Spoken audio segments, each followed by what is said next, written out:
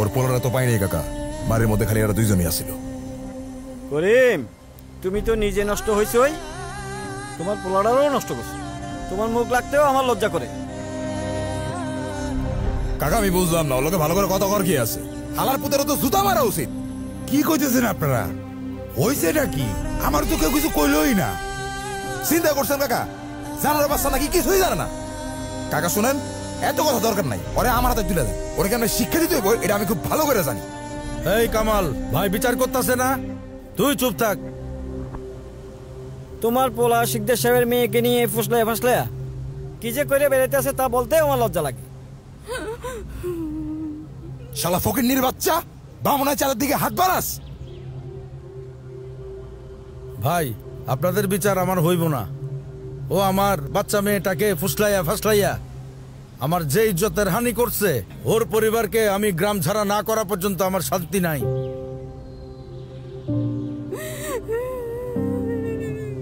আশরাফ, তোমার বাপ যখন চেয়ারম্যান ছিল আমাকে মান্য করত।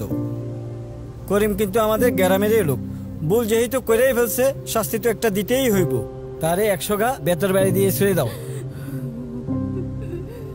কাকা আমি অগরে চিনি, বলাই না লাভ নাই। ওরে পুরো গ্রামের মধ্যে গলার মধ্যে জুতার মালা দিয়ে যদি আমি ঘুরাই, ওর পোলার উচিত শিক্ষা হয়ে যাব। তাইলে তো তোমরা বিচার করেই ফেলছো, আমাকে দিয়ে আর কি দরকার? যা খুশি করে ফেলাও। ওরে আজকে শায়েস্তা করমু ভালো মতো। কি করতেছিস? আরে ও ওরে মা,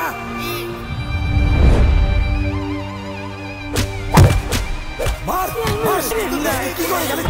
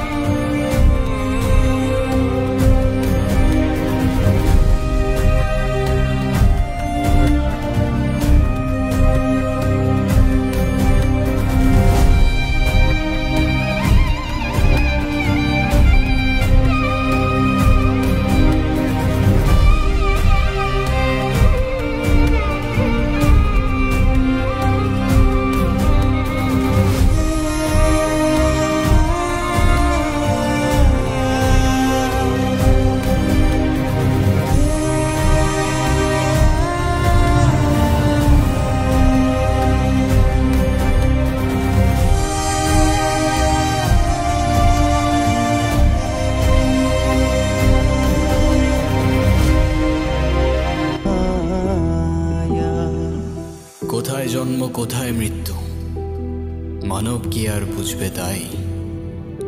টাকার জন্য রক্ত ঝরে, ঘরেই শত্রু আপন ভাই।